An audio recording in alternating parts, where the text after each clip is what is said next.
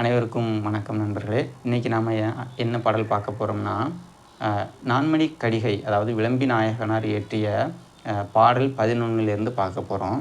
அதாவது இந்த பாடலில் பார்த்திங்கன்னா கன்றாமை அப்படின்னு இருக்குது. அதாவது கன்றாமைக்கு பொருள் பிறர் செய்த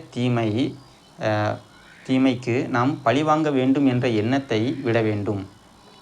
அதேபோல் நமக்கு நன்மை செய்தவரை நன்றியோடு இருக்க வேண்டும்.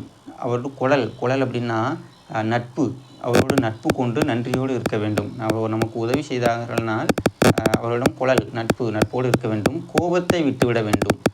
அதாவது கோபம் அப்படிங்கிறது கொடியது. அந்த கோபத்தை விட்டுவிட வேண்டும். அதுக்கு விட்டுவிட வேண்டும் அப்படிங்கிறதுக்கு விடல் அப்படிங்கிற ஒரு பொருள் இருக்குது. விடல் அப்படிங்கிறதுக்கு பொருள் விட்டுவிட வேண்டும்.